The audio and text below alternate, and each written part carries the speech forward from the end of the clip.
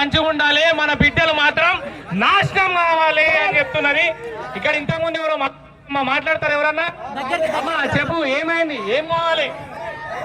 మనం పేదలు, మనం బాధితులుగా ఉండాలి. మనకి మనం కూడా బయటకు ఇవ్వాలి కదా. మనం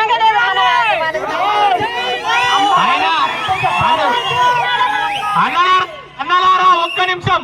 ఇగో నీ ముంగట కాబోయే ఎమ్మెల్యే ఉన్నది, అసెంబ్లీ ఒకే పేద కుటుంబంలో నుండి వచ్చినటువంటి ఆడబిడ్డ ఉన్నది. నువ్వు ఆమెకి ఏమన్నా ప్రశ్న నీ ముంగటనే ఉన్నది, ఇప్పుడు ప్రశ్నించు. చెప్పినా నేను జాబ్ ఇవ్వాలి, మనకు అక్కని గెలిపించుకుందాం. మనం ఇస్తావా అక్క జాబ్? అంట చేస్తా, జాబ్ వచ్చే డిగ్రీలు చదువుకొని తాగుబోతులు అయ్యిండ్రు. నిజంగానే బాధలు పడి వంటున్నారు. వాళ్ళు పని చేసుకుని చేత కాదు. ఇంటికి ఒక జాబ్ ఇస్తేనే అక్కకు ఓటు.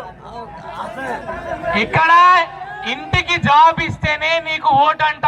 నువ్వు దా మాటకి నువ్వేమి చెప్పగలుగుతున్నావు సమాధానం? నేను పోరాటం చేస్తా, నాకు కూడా జాబ్ రాలేదమ్మా. నా నెత్తిన చేయబెట్టి వాళ్ళ బిడ్డకు జాబ్ ఇచ్చుకున్నాడు. నాలాంటి బిడ్డలు, ఒక నిమిషం అన్న, నాలాంటి లక్షల మంది నెత్తిన చేయబెట్టి వాళ్ళ కొడుకు కుర్చీల మీద కుర్చీలు, బిల్డింగ్ల మీద బిల్డింగ్లు వేసిండు. వాళ్ళ బిడ్డకు ఏడా ముంబైలోనో ఢిల్లీలోనో పెద్ద ఖలీఫా బుర్జా కట్టుకున్నాడంట. దుబాయ్లో